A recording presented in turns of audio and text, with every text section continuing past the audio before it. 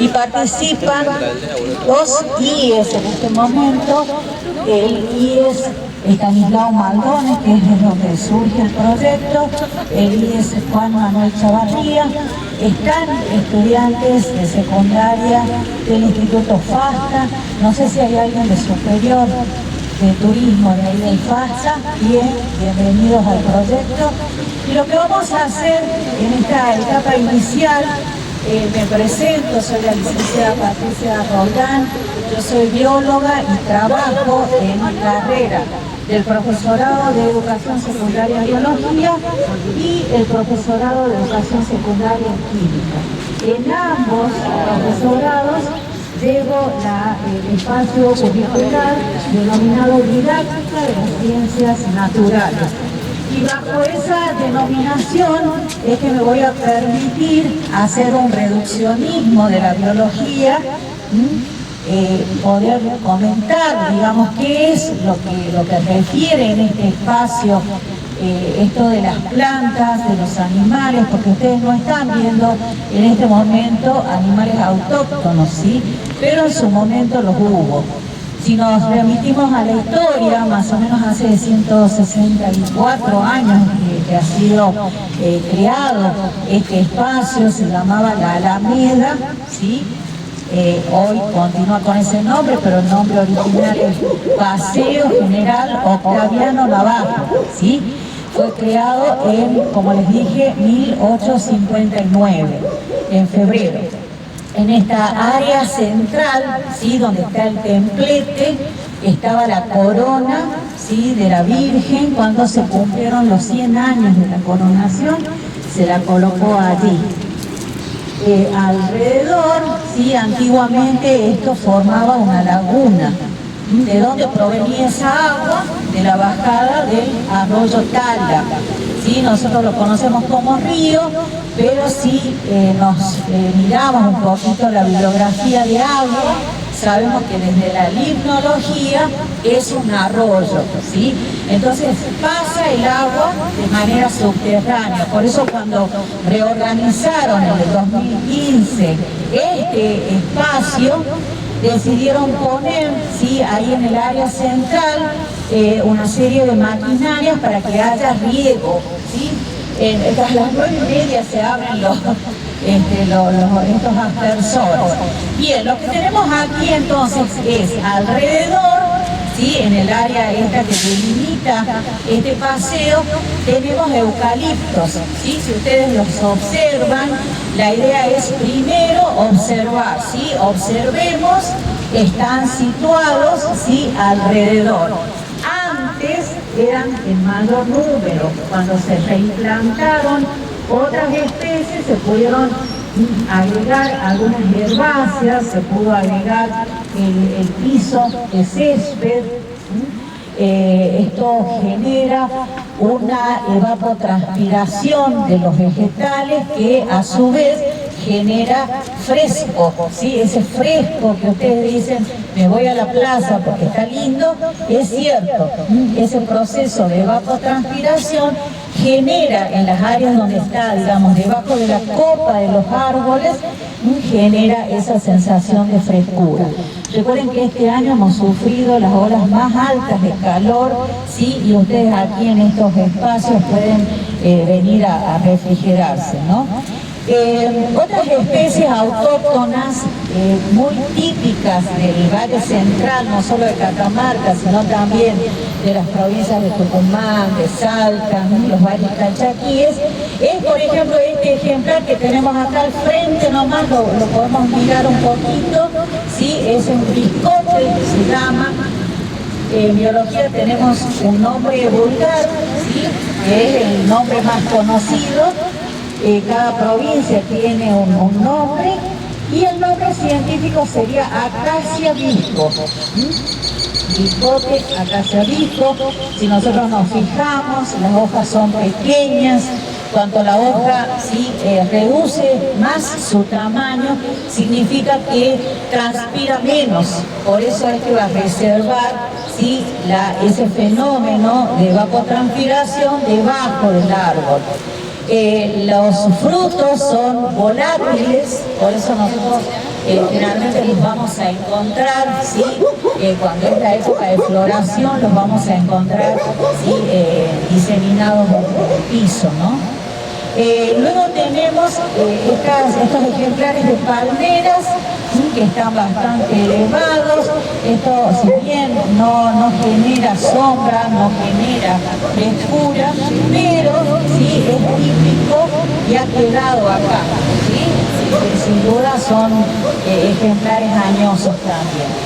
Esto de la flora, en el caso de biología y en el caso de didáctica de las ciencias naturales, van a tener un práctico allí. Lo que yo les voy a pedir a mis estudiantes que tomen 2 fotos y después las puedan subir a Google y allí les va a dar toda la información, pero después la van a ordenar. Probablemente tengan que dibujar la hoja, la flor y el fruto, porque así es como se trabaja en los museos, ¿sí? Esa tarea que hacemos fuera de esta salida didáctica se llama tarea de gabinete, ¿sí? Y la hacemos nosotros y también lo hacen los museístas, ¿sí? La gente que anda recolectando los ejemplares, los dibuja, los clasifica y les da el nombre científico. Bueno, con esto doy por terminado lo que me corresponde a mí. Dentro del grupo van a tener la guía, pero tomen la foto mis estudiantes. El resto queda liberado para sus docentes. Así que muchísimas gracias por la atención. Bien, ahora el nivel secundario me va a seguir, el grupo de nivel superior va a quedar y allá, cerca del kiosco central, nos vamos a conformar los grupos del nivel secundario. Escuchen.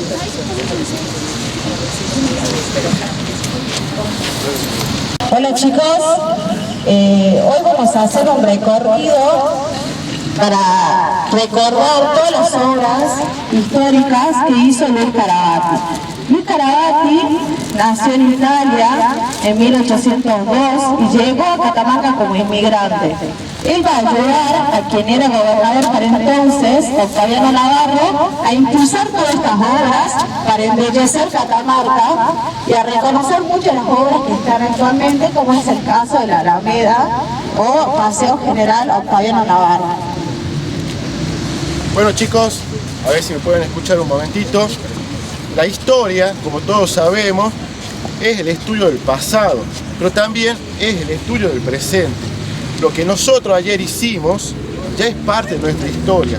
Hoy estamos pisando la historia, porque acá, justamente, como mencionó mi compañera, el arquitecto Luis Carabatti ha creado lo que hoy se conoce como Alameda, pero que antes era el Paseo General Navarro. Como pueden observar en las imágenes, estas son fotos de cómo era el paseo tiempo atrás.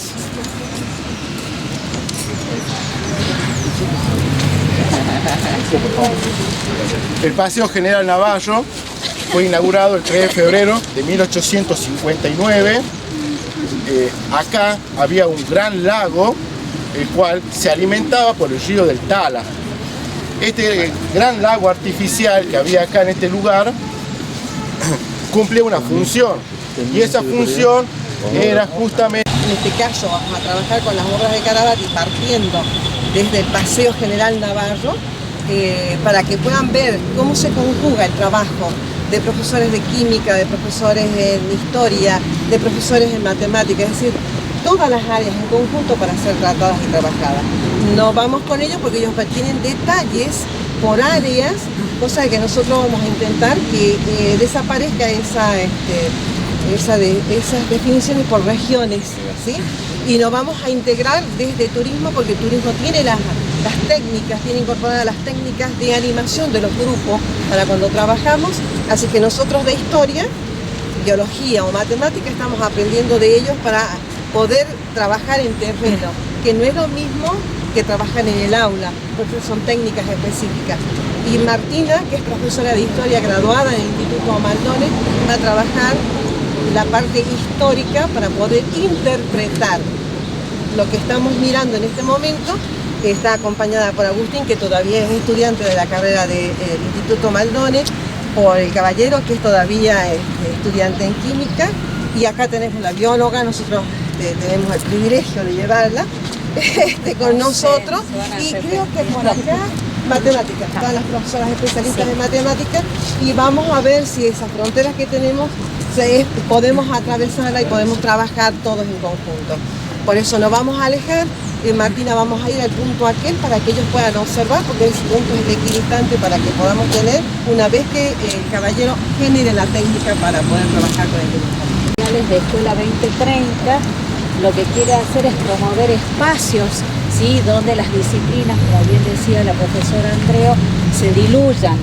Esos perfiles, esos encorsetamientos disciplinares no hacen más que parcializar la realidad, ¿sí? Entonces nosotros lo que vamos a hacer es mirar una realidad. Si bien cada uno tiene un perfil o una disciplina de formación de base, lo que vamos a tratar de hacer es ampliarla. Y en el caso, por ejemplo, de la biología, ya está atravesando barreras, y ya también en la salida didáctica no solo propone la colecta de fotos o de materiales. Los materiales ya prácticamente ya no se recogen, ¿sí? Es como que está prohibido eso. Entonces yo les decía, tomen la foto de un vegetal y lo emparejamos a través de fotos de Google, ¿sí? Bueno, todas esas actividades son propias de esa integración disciplinar, porque allí les va a salir información, pero no les va a salir de la plaza de la Alameda, les va a salir en general. ¿Qué es el álamo? ¿Cómo se llama científicamente? ¿Cuáles son sus propiedades? Etcétera. Eso es, digamos, el objetivo, que ustedes se puedan formar en este nuevo paradigma, en esta nueva forma de trabajo, donde ya no va a haber, ¿sí?, inclusive dice allí el marco organizativo de los aprendizajes, que no va a haber hora de clase. Va a haber docentes que van a ir un día y van a proponer una tarea en conjunto. Y esos docentes podrán ser, como les digo, cuestiones antes no pensadas. Música, ¿sí?, química y por ejemplo, tecnología, ¿sí?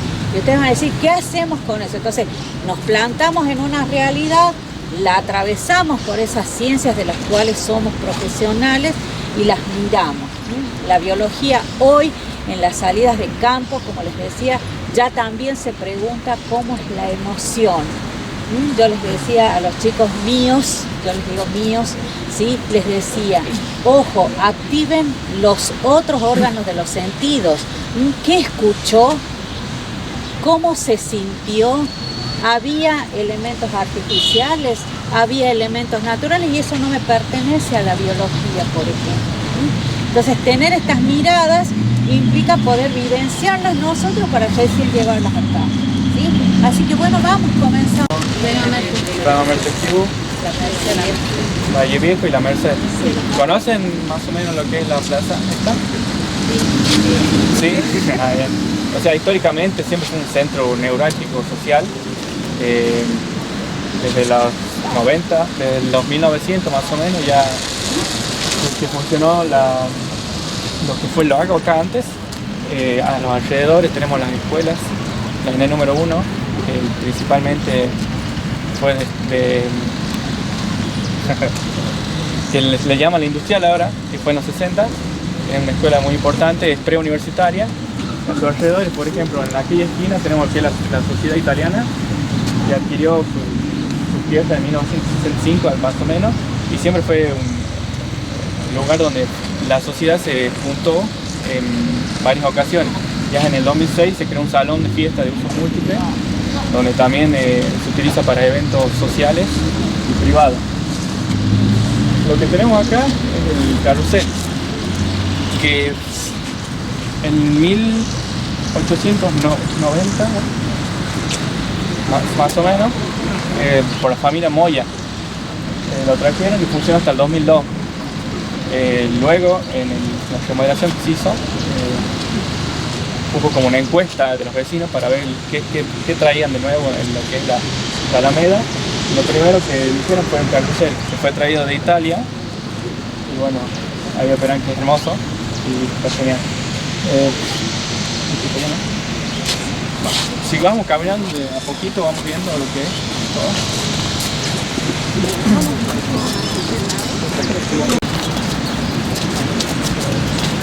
Este es el punto para que tengamos una visión, porque nosotros hemos encontrado con Martina y con Matías, cuando hemos trabajado para lo que vamos a realizar, porque para aquellos que nos están observando y están trabajando con nosotros, mañana van a sacar a terreno a quienes les toque conducir en un aprendizaje. Hay una serie de tareas que se hacen antes de que suceda esto para ustedes. Ustedes han recibido guías, pero nosotros hemos construido un recorrido y hemos generado ese itinerario y la interpretación del itinerario de acuerdo al nivel. Allá está la gente que está trabajando con escuela secundaria y con guiones que son para la escuela secundaria. Es decir, ¿qué es lo que yo les voy a transmitir como interpretación del espacio? ¿Sí? Y en el caso nuestro, desde la historia del tiempo, para poder ambientarlo. Antes de que Martina intervenga, trabaja Matías, porque Matías nos va a traer a Carabati, que hace un momento Guillermo hace referencia a la sociedad italiana. Para ese tipo de sociedades o culturas es importantísimo, sobre todo estando tan lejos de los lugares donde han nacido y de su pertenencia, generar el aglutinamiento, y es a través de las sociedades de socorro mutuo, porque también obra en algún momento como una forma no solo de acogida, sino económica, para poner a cada uno de los inmigrantes que iba llegando, generarles esa posibilidad de tener un proyecto dentro de lo que implica la República Argentina y la provincia de Catamarca. Está la sociedad italiana, que todavía tenemos, y antes estaba la sociedad española, que hoy es una agencia de vehículos. Hasta aquí llego yo, Guillermo. Con la explicación está Guillermo. Bueno, la sociedad española se encontró ubicada donde está ahora lo que es la concesionaria de autos.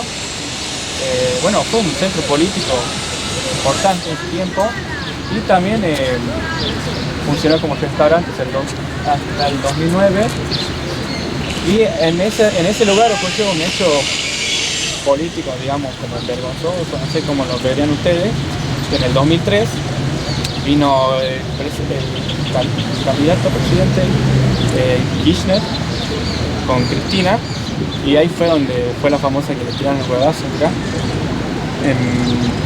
en la sociedad española, y se dice que fueron militantes de Barrio Nuevo, digamos. Ese fue un hecho histórico, digamos, político, de color, digamos, de alto color, lo que la sociedad española en el 2017 fue derrumbada. Nada, construyeron un hermoso concesionario de Nissan.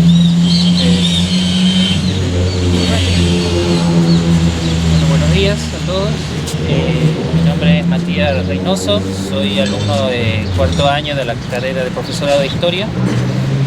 Bueno, como decía la profesora acá, antes que nada, nosotros tenemos que traer a nuestra mente la figura de Pietro Luigi Carabati, que es un arquitecto de origen italiano, que, bueno, digamos, a su visión artística es el que le debemos en realidad la configuración urbanística de nuestra ciudad, no solo de las grandes obras que llevan impreso, digamos, de alguna manera su sello, sino también a la forma que tomó la ciudad, que hasta hoy en día se mantiene. Luigi Carabati, bueno, obviamente nació en Italia, en un pueblito de Cazzone, que se llama, cerca de Milán. Él, bueno, su familia era dedicada a las faenas de campo, no estaba vinculado al arte. Hizo la escuela inicial de las primeras letras en la escuela municipal de la época, y sí, más adelante en Milán entró a una escuela donde aprendió o tuvo ese contacto con las artes que a él le dio este impulso, porque esta escuela, como ustedes saben, Milán fue un centro artístico muy importante desde la época del Renacimiento. Le dio el impulso con la novedad de la época, que era el estilo neoclásico, ¿no? El clasicismo volvía a resurgir después del barroco, y eso le dio a él, digamos, un sentido o una novedad, y cuando él emigra su familia a Sudamérica, trae esa novedad, y más o menos en la década de los 50, durante el gobierno del general Octaviano Navarro, él es convocado y bueno, justamente pide ayuda a un coterráneo, un albañil que él tenía también italiano, Sarasa, también a un arquitecto cordobés, Thompson, y a un paisajista, Thais, ¿no? Gente que venía de afuera, venía con idea de afuera y podía comprender su visión, quizás no la gente culta de la época que vivía acá. Y bueno, él hizo, de alguna manera, diagramó la nueva configuración urbanística de la ciudad desde este paseo hasta el río. Y sobre todo hay que decir algo, que el Carabati siempre se movió en un ámbito de cultura, y él pudo, gracias a ese movimiento social que tuvo, especialmente después de haberse casado en el 1863 con Vitaliana Bustamante Russo, que era una hija de una familia muy influyente acá en política, tuvo acceso a muchos subsidios de parte del gobierno que le posibilitaron a él emprender estas obras, porque, a ver, no era el único que tenía ideas nuevas, pero sí tenía la influencia necesaria. Y él, ya vamos a ver en el recorrido, hay muchas obras de él. Sin embargo, hay que decir que antes de convocar a él las grandes obras que tienen su sello, sí les dio un aspecto nuevo a espacios verdes que ya estaban, como son el Parque Adán Quiroga, el camino de la Guada, bueno, la misma Plaza Alameda hoy en día, y a lugares que eran de un tránsito constante, especialmente religioso, como son la catedral, el cementerio de la capital, la misma gruta, ¿no? Entonces él, a pesar que no los comenzó, de alguna manera los retocó, les dio la forma que hoy en día tienen, ¿no? Y bueno, después sí hizo obras propiamente de él, que ya la vamos a ver. Pero bueno, no quería dejar de invocar a esta figura y a su vida, porque él, además, en su casa, que la tenía en República del 600, luego de enviudar, él se cambia aquí a la esquina de Tucumán y San Martín, porque quería vivir cerca de sus hijas, que eran vecinas, ya era grande, y su casa siempre fue centro de escultura, y como decía la profesora, él fue uno de los donde se convocó a la fundación de la Sociedad de Socorros Mutuos, ¿no? Especialmente para los extranjeros que llegaban acá, y así como también la Sociedad Filantrópica Filemónica y de Música de acá de la provincia, y bueno, muchas obras de la época sociales que él la llevó hasta las últimas décadas del siglo XIX. Él muere en 1901, y bueno, todo lo que él hizo en su vida fue en pro de la cultura, especialmente de nuestra provincia. Así que bueno, era para tener en cuenta su figura nada más. Yo quisiera agregar también Sí. la figura del hermano de Luis Carabati, Guillermo Carabati, Sí. que también fue fundamental para que él llevara las obras. Así es. Sí, el Carabati, él trabajó con mucha gente, gente de estudio, de cultura, y mucha gente también dedicada a los oficios, ¿no? Él, de hecho, hacía de topógrafo, de agrimensora, donde iba en el interior, en La Paz, en Pomán, donde lo llamaba, ¿no? En esa época, digamos, tener un título te habilitaba a muchos otros oficios, porque no había mucha gente que con cierta formación académica pudiera, ¿no?, abordar ciertos ámbitos. Y por eso es que él, normalmente se lo recuerda a él, pero como dice acá el compañero, mucha gente trabajó que también merece ser nombrada. La imagen de Luis Carabati va a ser muy importante en Catamarca. Esto debido a que Podemos decir que a partir, un poquito más, esto se puede decir porque Catamarca a lo largo de su historia va a tener, se puede decir, distintas oleadas en cuanto son acciones de urbanización, de paisajismo y de arquitectura. Pero va a ser esta primera inmigración que va a tener Catamarca y la Argentina en general, la zona de esta Argentina en general, en la segunda mitad del siglo XIX, que va a ser la que va a dar la marca registrada de lo que van a ser las obras posteriores. ¿Por qué decimos esto?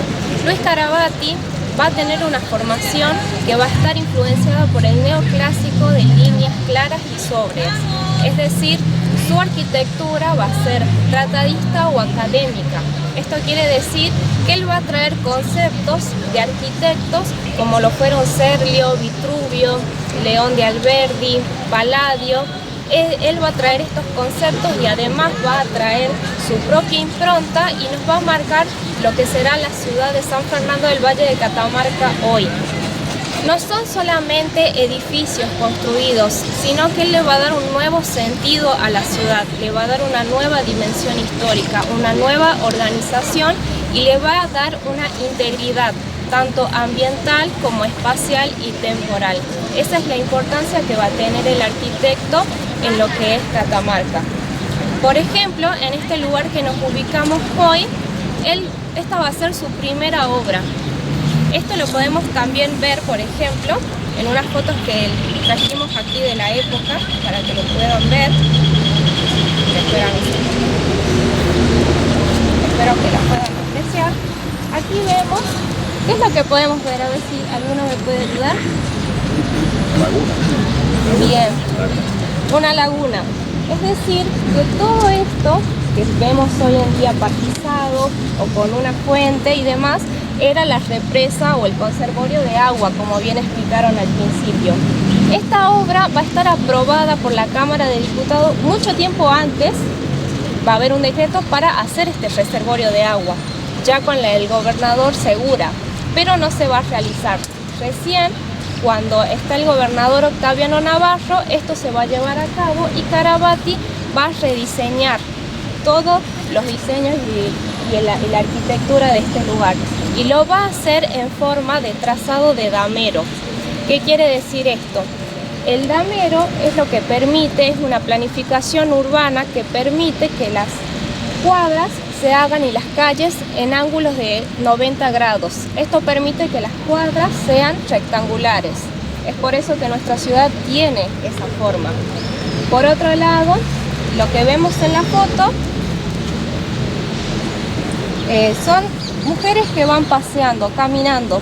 Podemos ver, según los ángulos que pudimos analizar anteriormente, que sería aproximadamente desde este lugar tomada la fotografía, en donde podemos ver el templete o el kiosco de manera central.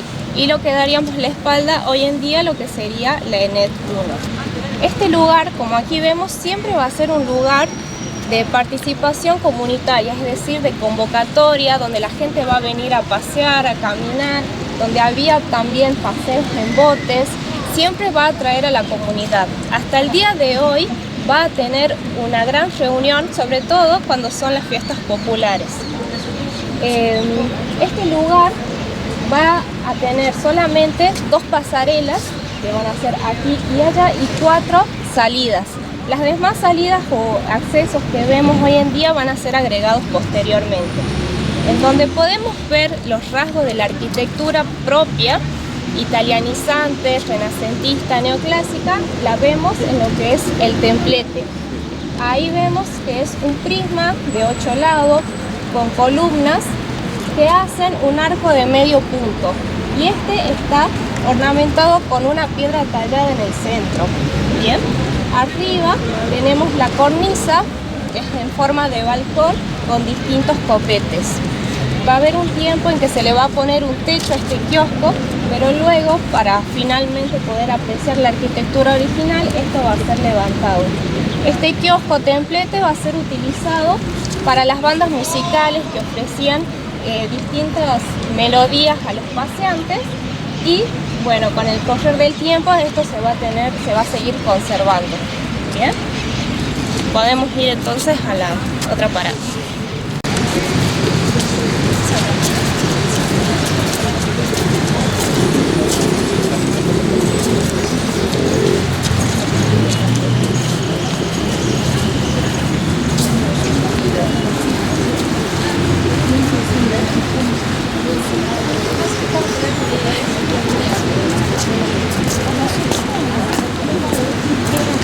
cual el recurso hídrico era constante. Con la Argentina es posible que este se desarrolle. Sin embargo, no se aconseja bosques de eucalipto porque generan en el suelo una limitación, generan normalmente también un gasto de nutrientes que no lo hace eficiente en consideración a otras regiones ganaderas. Tenemos en cuenta que cómo podríamos hacer nosotros, los profes de biología, si tuviéramos si bien la profe decía que nosotros no podemos tomar una muestra, pero en el caso de lo que pudiéramos hacer, ¿cómo sabemos cuántos años tienen estos eucaliptos? ¿Cuándo fueron? ¿Podemos hacer una datación de esto? Estoy hablando no de entrar a lo laboratorio, sino más de un experimento visual. ¿Podríamos hacerlo? Sí. ¿De qué manera? Preguntándole a la gente que habita ya mayor. Bien, y si no podríamos preguntarle a la gente, tendríamos que preguntarle al árbol cuántos años tiene. ¿Podríamos leerlo? ¿Cómo sería? Más o menos, porque se puede comparar los árboles que están acá, que ya tienen una edad, a árboles que quizás están plantando hace poco. Bien, pero sí, hay una... Pero las condiciones, yo te digo, mira, hay eucaliptos que si no tienen acceso al agua no van a engrosar lo que engrosaron los de acá. Por ejemplo, los eucaliptos que hay por la ruta 33, al lado del Río del Valle, a veces son eucaliptos que son más quebradizos, que vemos que normalmente siempre se caen, se secan, son más finos, ¿sí? Pero la forma de datación de un árbol es a partir de sus anillos. Si tiene anillos internos en el tronco principal, cada báscula genera un anillo, que es una temporada, y la dimensión que hay entre anillos, eso a mí me permite también conocer si el año fue seco, si el año fue más lluvioso. Todo va a depender. Si nosotros cortamos uno de estos árboles, vamos a ver seguramente que tenemos un ancho mayor en años chicos de recurso hídrico, y si vamos a cortar uno de esos de la ruta 33 que están secos o cerca de INTA, normalmente vamos a ver que los anillos son más estrechos y por eso tampoco podemos pretender que el árbol se extienda, ¿sí? Y si nosotros también hacemos una revisión, yo creo que también es eso de indagar siempre. Si hacemos una revisión, sigue teniendo la forma de un lago, ¿sí? Eso se ha respetado también y me permite a mí hipotetizar un montón de cuestiones de cómo trabajamos el recurso, de por qué elegimos ciertas especies, ¿sí? Yo creo que fue de forma asertiva buscar, si bien no es una especie, como digo, recomendable para bosques, porque genera mucho desgaste del sustrato, ¿sí? Pero es muy asertiva en Catamarca por el tema de la sombra, de un espacio fresco, un espacio verde. Entonces eso también es importante hablar de, por así decirlo, de la elección de cómo se quiso hacer este pulmón verde de la ciudad. Por otro lado, también tener en cuenta que Carabati pensó en instalar las cortinas de arboladas alrededor de los 4 bulevares de la ciudad para poder atajar un poco los vientos, sobre todo los del norte, que eran demasiado fuertes. Y si bien Alameda en muchos lugares se conoce como este lugar lleno de árboles y de álamos, en este caso lo que va a priorizar en vez del álamo, va a ser el eucalipto. Y la importancia que va a tener el lago artificial de agua en este lugar en ese tiempo, estamos hablando de la segunda mitad del siglo XIX, va a ser que va a dar agua corriente a la ciudad. Esto va a ser por medio de canales de riego para uso personal y también para que la gente pudiera regar sus huertos y tener sus cosechas como era propio de la época. Esa va a ser una de las principales usos e importancias que va a tener este lugar de la Alameda, además del lugar de recreación. Sí, claro, también tenemos que tener en cuenta que había un sistema de riego como por ahí lo tiene Valle Viejo, Fray Mamerto. Acá, sin embargo, nosotros lo vemos al sistema de riego con llueve. Lo vemos que por ahí la avenida Güemes, la avenida Belgrano se inunda porque justamente las pendientes naturales que permiten el cauce se provocan de esa manera. Nosotros de alguna forma hemos canalizado mucha de esa agua en diferentes tipos de reservorios como por ejemplo, el dique del Jumial. En el dique del Jumial se reserva mucha agua que era normalmente destinada por canales de riego que justamente atravesaban la ciudad. Por ahí nosotros si buscamos algunos documentos de los viejos departamentos de riego, ahí vamos a encontrar el tipo de trazado que había en cuanto así a compuertas, a la disposición que tenía el cauce normal, digamos, de las acequias que provenían. Justamente sí, porque también tengamos en cuenta que vivíamos siglo y medio atrás, teníamos muchas huertas, que no estaba tan urbanizado y había mucho espacio también para producir, y que el recurso hídrico justamente es fundamental. Hubo también, hace algún tiempo atrás, se escuchó de que había intenciones de por ahí de tener algunos canales, algunas arterias de riego, como es el caso de provincias como Mendoza. Conoce Mendoza, puede ver que hay canales de riego que atraviesan la ciudad misma, y que por ahí también genera un fresco, un alivio en lo que son las altas temperaturas en verano. También estaría interesante tener. Entonces, es un desierto, lo convirtieron es un desierto. Y bueno, y también pasa con la forestación. Muchas veces también nos quejamos de que hay viento. Viento siempre hubo, porque es una cuestión geográfica de la provincia. Y viento siempre va a haber. El tema es la atenuación de ese viento y la deforestación que hay.